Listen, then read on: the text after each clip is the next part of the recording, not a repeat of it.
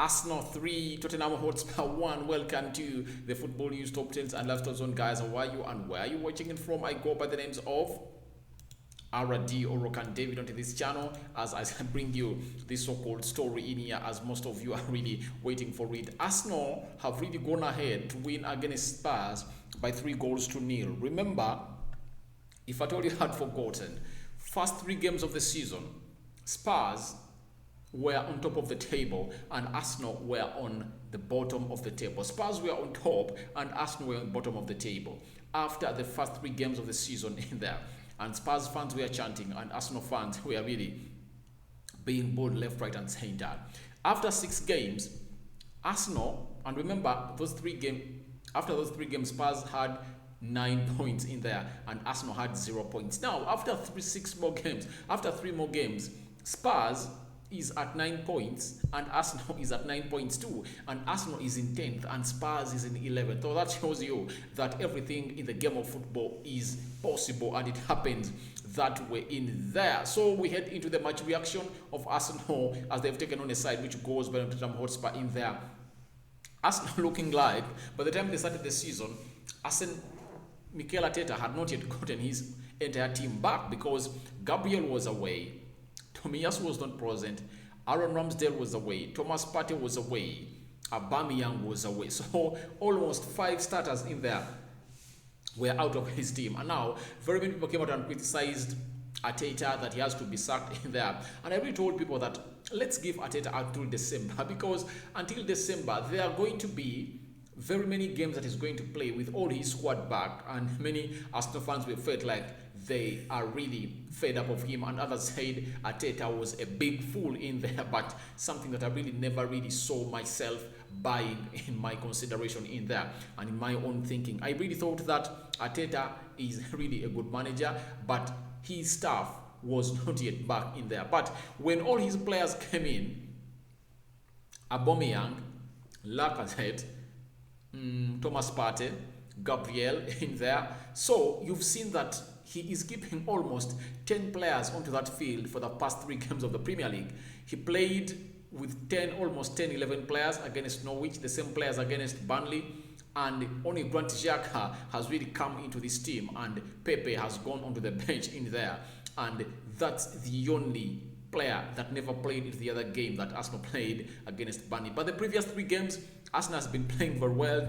They've been having a time to win against Burnley and Norwich in there because, you know, all that entire team are not yet gotten enough time to play together. But these 2 games that they played together of Burnley and Norwich have really strengthened their bond, and they are knowing each other that Tomiyasu plays like this, Ben White plays like this, Gabriel plays like this. So I think they are now picking up and they're getting momentum. And what showed that they've gained momentum is the game against Tottenham Hotspur, where they really went ahead to trounce them by 3-1 in there. And the game and the job get done in the first half in there.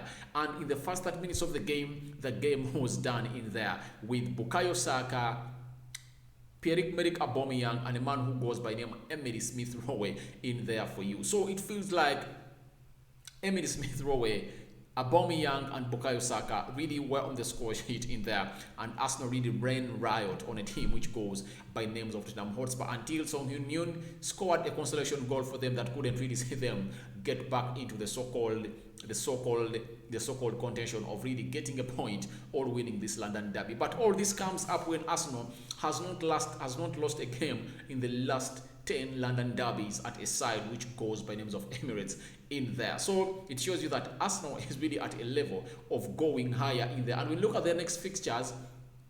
I've seen they're playing Brighton, not an easy team, but I think they can overpass it.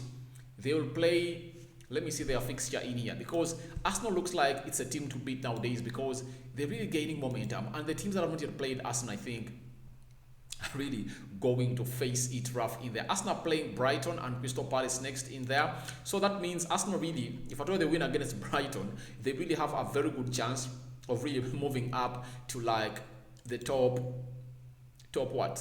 Because they are now having 10 points.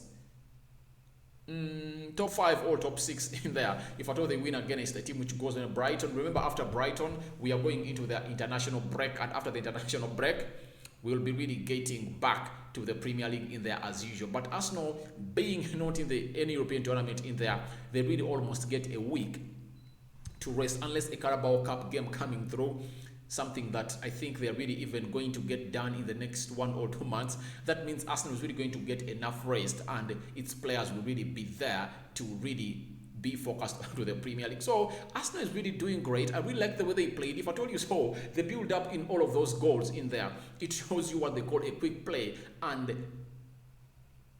the interpassing that they're mastering in there. The first goal, very quick passing. Odegaard releases a man who goes by the names of Bukayo Saka, and Bukayo Saka lays or squares that ball into the 6 yards area of Tottenham Hotspur, and Emile Smith-Rowe does put that ball in the back of the net. Second goal, Aaron Ramsdale passes in Grant Xhaka. Grant Xhaka shields off Hogberg. Xhaka plays in Tierney. Tierney plays in Aubameyang at the center line. Aubameyang with the flick. The flick is being read well by Emile Smith-Rowe. Emile Smith-Rowe drives the ball into the 18 yards box area of a team which goes by the names of Tottenham Hotspur. He does a minus.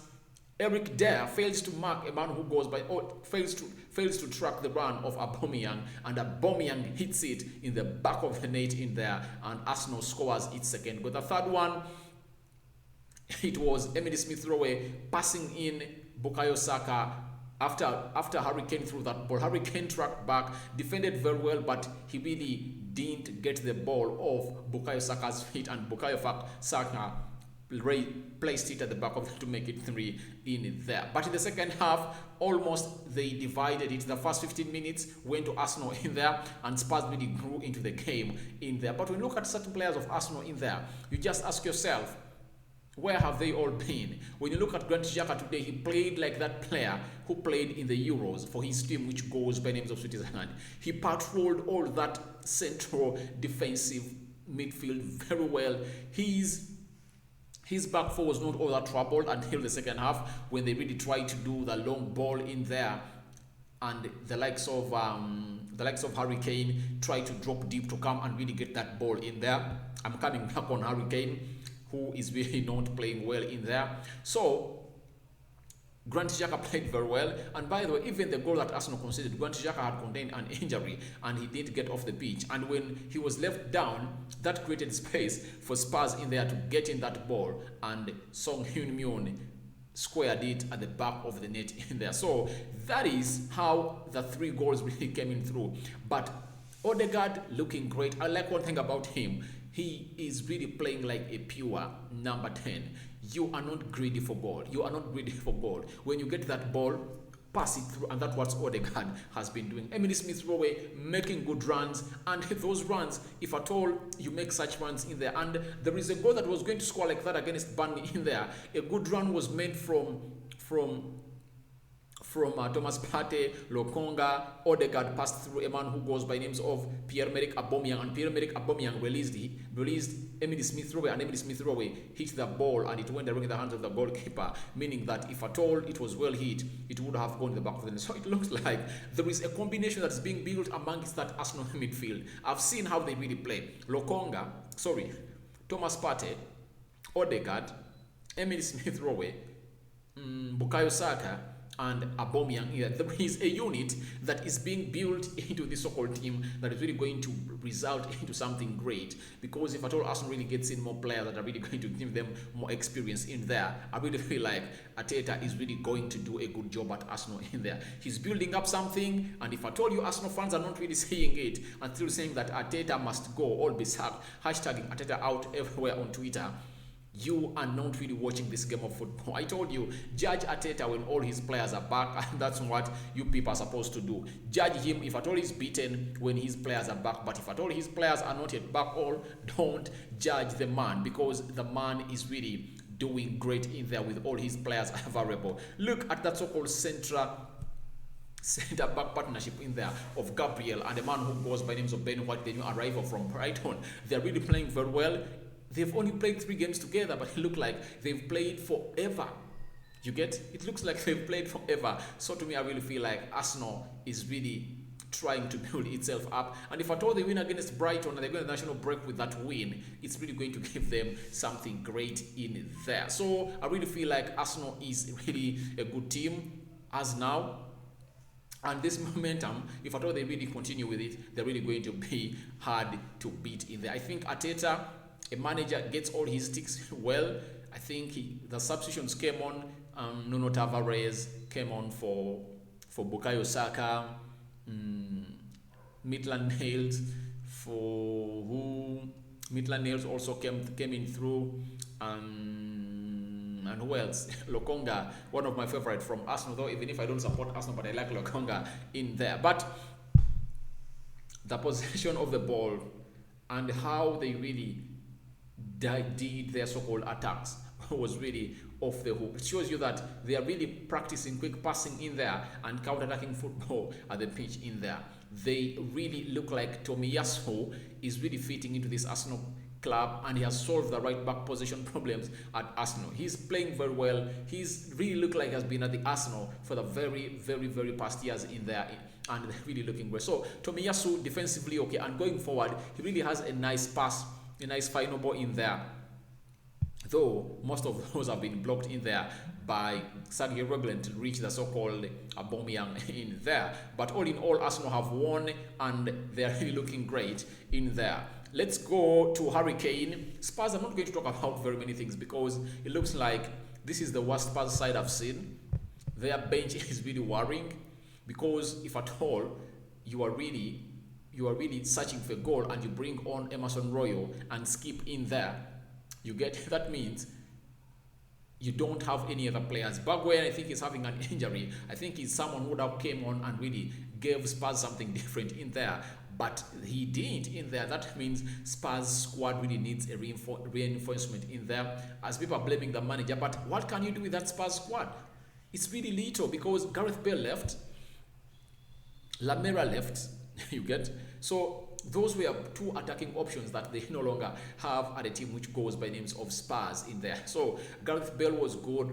Lamela gave you another dimension on the pitch in there, but they all left a team which goes by names of Spurs, and Spurs is really up for it in there. They are really in for it. That's what I can really come out and tell you. Spurs really has to do the needful and really come out and get in more signings in there before you blame the manager. I know I don't agree with people who say that he's not really the right manager for the job, because I know he came in from Wolves in there, and Wolves were playing a very good football in there. They attacked each and every team in the Premier League in there, and they never played on the break. There is a way they need to build up their game from the so-called goal, and they really put it here. But the staff that is at Spurs can really, don't judge a man like Nuno Espirito. Look at his squad.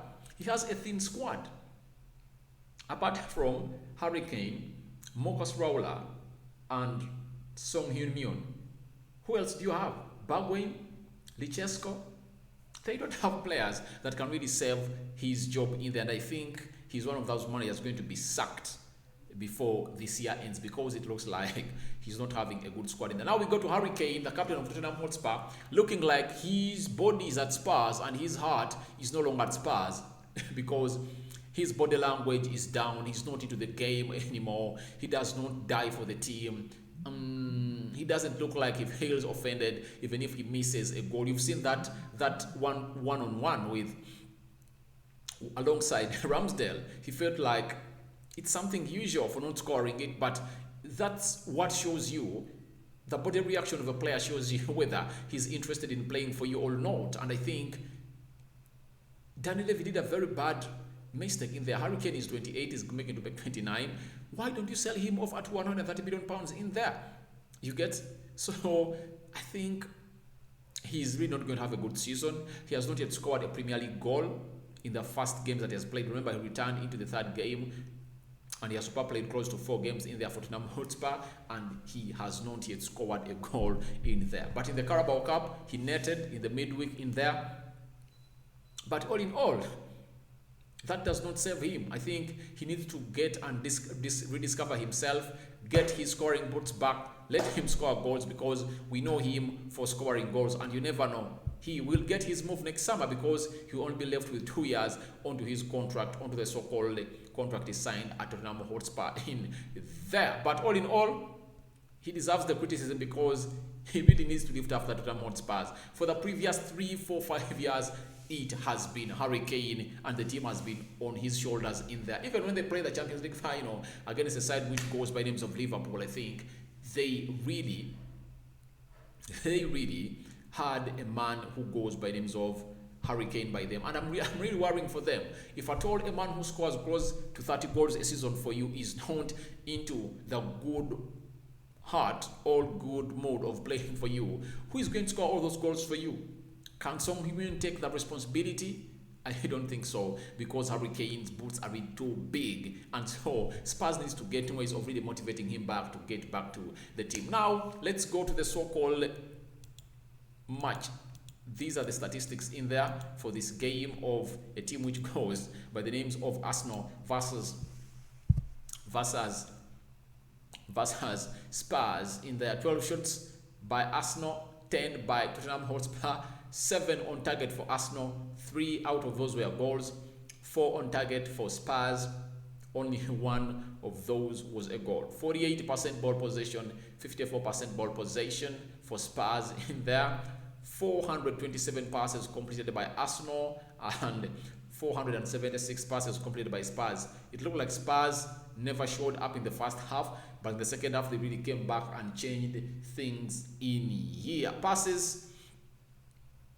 Passing accuracy, 82% for Arsenal, 85% for Spurs. Fouls were 12 and 13 for a team which goes by names of Spurs. 2 yellow cards for Arsenal and 1 yellow card for a team which goes by names of Spurs.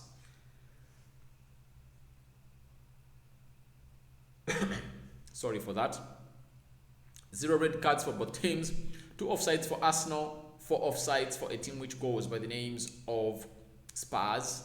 4 corners for Arsenal and 4 corners for Spurs. So that is what the statistics look like for a team which goes by names of Arsenal versus Spurs.